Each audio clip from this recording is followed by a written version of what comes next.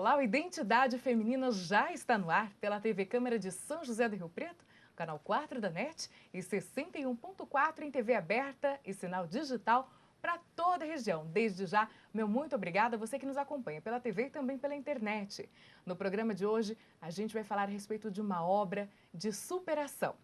A minha entrevistada é a psicopedagoga Valquíria Menegaldo e ela é autora do livro Relatos de Munique. É um livro muito especial para você, não é?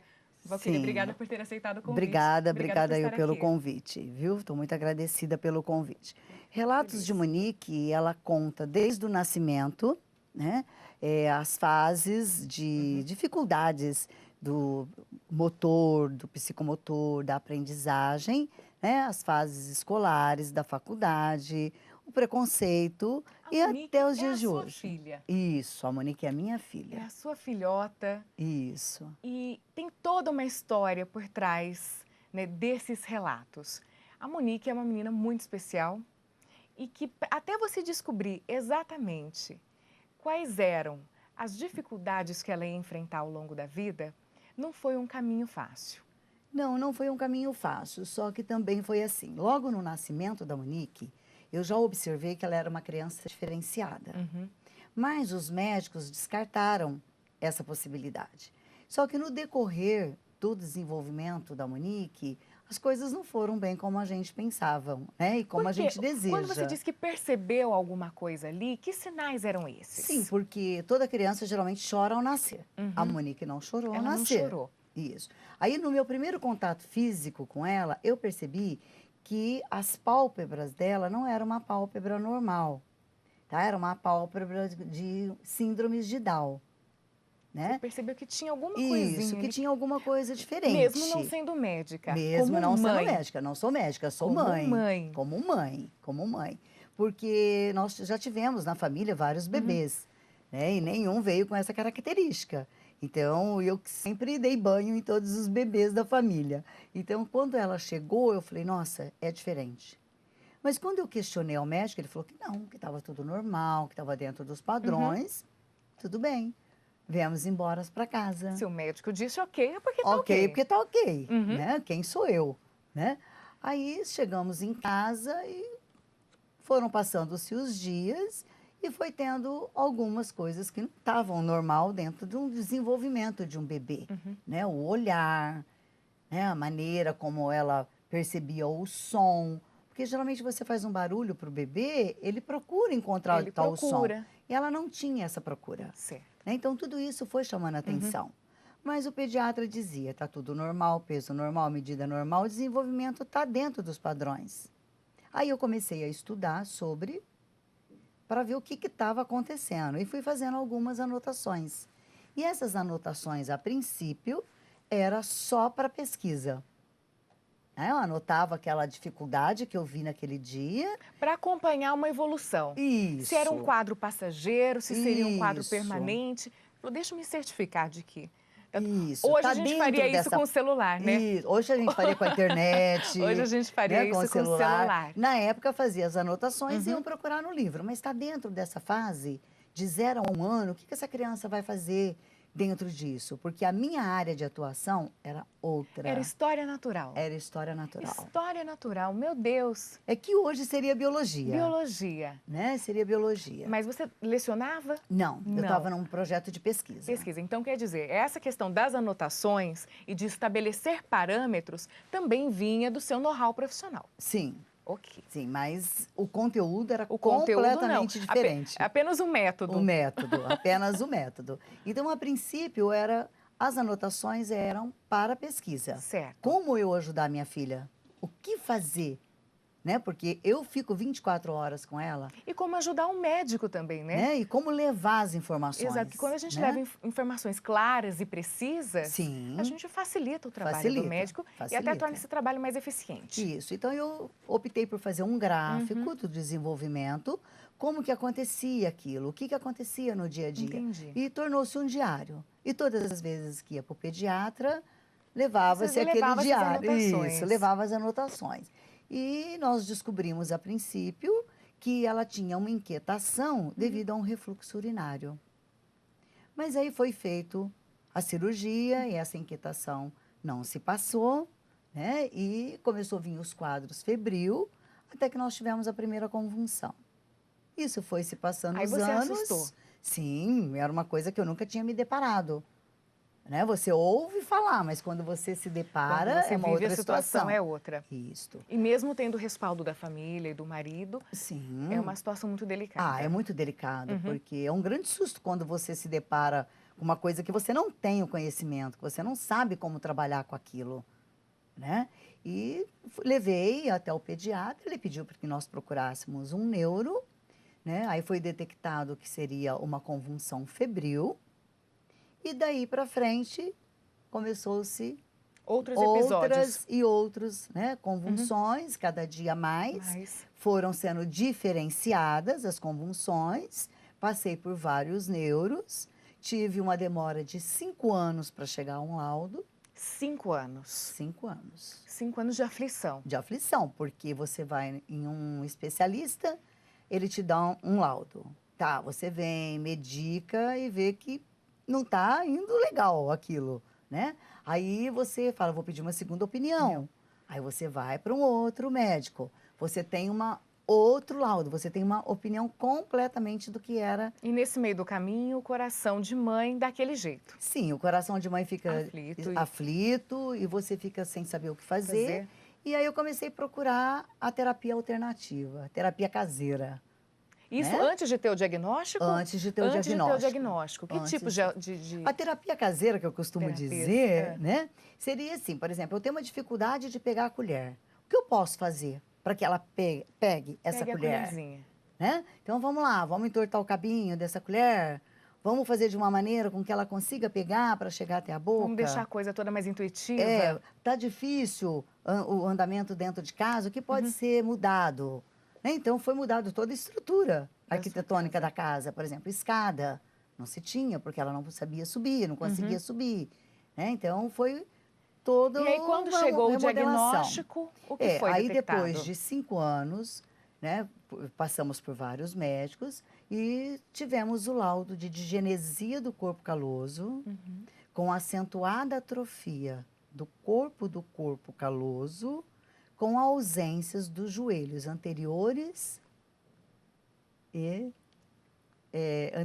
superiores. Quer dizer, é uma expressão toda. É muito científico isso que eu estou falando para você. Isso, tá? não é uma coisa que a gente ouve. Não é raro de você estar ouvindo, tipo assim, uma síndrome de Down, um autista, né, uma toxoplasmose, não é uma coisa tão comum. Na época, foi um susto muito grande. Porque você falou, meu Deus. Né? Porque eu pensei assim, meu Deus. Meu Deus. Com vários médicos e ninguém chegar a uma conclusão, né? Foi feita a ressonância e foi detectado isso. Eu costumo assim, trocando os miúdos. Exatamente, traduzindo. Né? Traduzindo, a digenesia ou a genesia é uma falta total. A digenesia é uma falta um pedaço, né? Entendi. O corpo caloso, ele é um feixe, ele é uma estrutura cerebral que ele faz a ligação entre o hemisfério direito do cérebro com o hemisfério esquerdo. Então, ela não tem essa conexão. Esse elo. Esse elo, como nós temos, ela tem uma falha, né? E isso na prática muda o quê? Isso na prática, isso na prática atrapalha a organização do pensamento, né, que é mais devagar. Na época, a fala, né, teve uma disfluência verbal, né? A psicomotricidade, quer dizer, a marcha, né, o comando do cérebro para execução de coordenação motora fina. E no caso dela, atingiu a global. Entendi. Né? Porque as convulsões, elas são de uma epilepsia que veio como comorbidade da digenesia. Quer dizer, você sabia que a partir daquele momento... A coisa era toda diferente, mudaria tudo. A sua vida ia ter que mudar pela vida dela. Mudar por completo. A respeito disso, a gente vai conversar já já. Antes, eu preciso fazer um rápido intervalo. Você que nos acompanha pela TV Câmara, não saia daqui, nem do canal 4 da NET, nem do 61.4. Se quiser, pode se inscrever também pelo YouTube. Assim você acompanha toda a nossa produção. A gente volta já.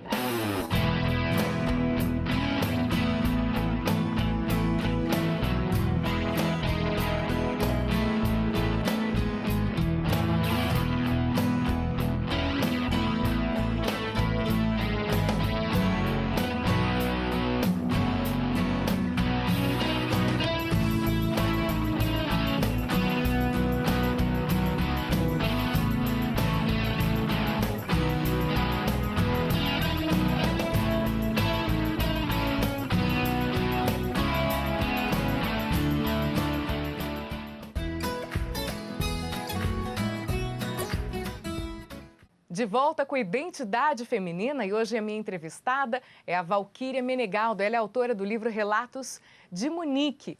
Monique, que é a filha da Valquíria, a gente conversava aqui no primeiro bloco. E a Valquíria, que tem a graduação em Biologia, né? História Natural, como a gente mencionou aí no primeiro bloco. Quando percebeu que a Monique ia precisar de outros cuidados, procurou inclusive uma outra formação em psicopedagogia. Essa sua iniciativa de procurar uma profissionalização do seu suporte à Monique, como é que aconteceu essa decisão? Como é que foi o processo de graduação, de especialização? Foi meio difícil, que você sair de um projeto, né? Uhum. Praticamente não, abandonei, né, um projeto em andamento e fui procurar um novo conhecimento que eu nem sabia que existia. Então, eu fui fazer a psicopedagogia, depois eu me especializei em educação especial e inclusiva, depois eu fui fazer a ludopedagogia e depois a neuropsicopedagogia. Foram quantos anos de capacitação? Olha, eu estou até hoje me capacitando. Até hoje. Porque cada dia é uma nova situação, Uhum. né? E as pessoas costumam perguntar assim, mas já não está tudo resolvido, tudo amenizado? Não, a gente tem surpresa todos os dias. Ainda hoje? Sim, ainda hoje. A Monique está com quantos anos? A Monique tem 33 anos. 33 anos. Isso. A questão da digenesia do corpo caloso, com todas as suas, né, não formação, Uhum. ela forma na 18ª e 20ª semana de gestação. Então, nós não temos como colocar isso. Não é possível corrigir Não com uma é possível cirurgia. corrigir numa cirurgia. E toda a dificuldade que essa síndrome, né, na verdade, uma má formação, leva, também foi superado com a psico, com fono, com terapia ocupacional, com medicamento. Mas nós temos aí uma comorbidade que é muito difícil de ser corrigida, que é a epilepsia. Uhum. E que no caso da Monique, ela é bilateral, não tem cirurgia para o caso dela. Então, ela tem que ser controlada com medicamentos. Então, tem época que está tudo legal, tem época que não está, né? E a crise epilética, ela não te avisa a hora nem quando vai chegar. Né? Então, você tem que estar alerta. Eu digo sempre assim, que mães de crianças com epilepsia têm que ficar em vigia 24 horas. É muito bonito. Eu tô ouvindo você falar e é de fato você se profissionalizou pela Monique. Pela Monique. Eu fui procurar... E aí, quando você passou a escolher outros profissionais para ajudar nesse processo, a sua capacidade de escolha também era muito mais Sim, já era mais aberta, já era coerente. uma nova visão. É diferente de uma mãe que busca indicações de outras mães que passaram pelo mesmo problema. E eu sempre falo, né, para as mães que eu conheço, não precisa ser de digenesia ou genesia do corpo caloso. Qualquer outro problema que a criança tenha, eu falo, procura um outro profissional. Sempre vai em 2, 3 opiniões. Não fique em uma só. E procura. Hoje tem a facilidade da internet. Procura, vai estudar, vai fazer algo, porque você vai estar se ajudando para poder ajudar. E o X da questão é que o preconceito todo em torno dessas questões, ele vem do desconhecimento, Vem né? do Da desconhecimento. falta de informação, inclusive dos pais. Sim, inclusive dos pais, porque muitas vezes eu fui questionada assim, nossa, mas numa crise de epilepsia, você fica perto e isso não pega? Não, epilepsia não pega, gente. A baba do epilético não pega. Tá? O momento da crise é horrível, mas se você tiver um conhecimento, se você se preparar, vai ajudar mais. você vai ajudar. Você vai ajudar mais. Você vai ajudar muito. E como é que foi o crescimento dela na infância, né? Na primeira infância, depois na adolescência, escola? Porque a Monique, é importante a gente destacar isso. Ela cresceu, se desenvolveu, fez faculdade. Sim, e o mais importante nisso tudo, o primeiro passo é a família aceitar que ela tem um ser dentro de casa diferente. Não é se conformar, é aceitar. Não, é aceitar. É aceitar. Isso é mas fundamental. É aceitar de aceitar, certo? E compreender e tentar entender esse ser, porque aí as coisas vão fluir. Porque se você aceita, mas eu não compreendo, não vai fluir, né? E nunca deixar em meios termos para a pessoa. Por exemplo, no caso da Monique, quando ela começou a querer andar e não conseguia, querer falar e não conseguia, né, que nós somos tudo atrás de uma procura, e quando nós tivemos o laudo, ela já ficou sabendo. Entendi. Já foi sendo colocado para ela. Sempre foi comunicado com muita Sempre. transparência. Ela sabia de tudo. Tem essa dificuldade, vamos tentar superar, porque isso é do seu problema. E esse Né? livro? Esse livro Estou aqui com o é livro para na você. mão. Vamos tentar. Muito obrigada. Ai, que linda. Não, olha que capa. Quem que fez a capa? A capa é da Traços e Ideias. Traços e Ideias. Eu mostro aqui para essa câmera. Ele é o quê? Um passo a passo? Ele é um manual? Ele é uma história? Não, Como ele é uma a estrutura história. dele? Ele É é uma história. história. É uma história. É a história da Certo. Monique. É o É a relato história da Monique. E aí você indica essa leitura para quem? Olha, para os professores, Para professores. para as mães, Uhum. né? Porque às vezes a mãe tem uma criança com autismo e fala, nossa, o que fazer, né? Então Acha eu que é não o falo, fim. eu não falo no livro sobre o autismo. Certo. Eu só falo sobre a digenesia do corpo caloso. Mas todas passam pelo preconceito, porque a sociedade nós temos regras, né? Todos passam pela gente tem inclusão. Padrões. Tem os né? benditos padrões. Nós temos padrões. Nós temos a fase escolar, Uhum. né? Que nós temos aí a inclusão, que é uma parte assim muito complexa. Né? Nós temos aí a questão do currículo adaptado para essas crianças, que também não é fácil, mas tudo vai de uma comunicação, né, entre a criança, a escola, o professor que a recebeu na sala de aula, porque a partir do momento que a escola recebe essa criança, ela tem que estar preparada para isso, né? Ela tem que estar, pelo menos, E com nem um ou dois sempre está, não é? profissionais ali especializados para isso. E nem sempre estão, né? Mas se a mãe estiver preparada, ela pode ajudar muito na alfabetização desse filho. E a venda desse livro é revertida para uma instituição importante, com um ótimo trabalho aqui em São José do Rio Preto, que é o Centro Social do Estoril. Sim, é 100%. Então, a renda é 100%. Quem tiver interesse, onde adquire o livro? Pode adquirir lá no centro do Estoril mesmo. No centro do Estoril. Tá? Na Clínica Dourado, que fica ali na Rua Imperial, tá? Ou na J. Silva Outdoor, que fica na Fernando Costa. São os 3 pontos de 100% venda. da renda revertida, 100%. 100%. Sem contar o bem todo que vai fazer inúmeras famílias. Esperamos que sim. Que precisam dessa inspiração para tornar a vida mais fácil para seus filhos e outros entes também. O objetivo do livro é esse, né? É esse. Contar uma história que às vezes a pessoa olha e fala, nossa, mas hoje está tudo normal, você olha, você não percebe nada. Mas o que passamos para chegar até isso? Né? É verdade. E que todos passam. E que não é fácil, mas pode ser superado. E que se for compartilhada melhor ainda. E multiplicada, a gente de fato vai, melhor ainda. vai tornar tudo melhor. Valquíria, muito obrigada. E agora eu quero conversar com a Monique. Obrigada. A gente vai para o terceiro bloco. Não saia da TV Câmara, a gente volta já.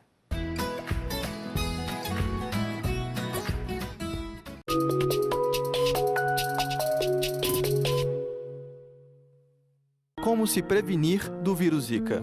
Principalmente a mobilização, né, de todos, da comunidade, né, para que a gente possa, de fato, não perder de vista, né, os cuidados que a gente tem com a água parada, né, evitar o mosquito é uma responsabilidade muito grande, né, o mosquito trouxe aí para a gente uma realidade bastante difícil, né, uma realidade que mobilizou o Brasil inteiro, né, que trouxe consequências para as nossas crianças.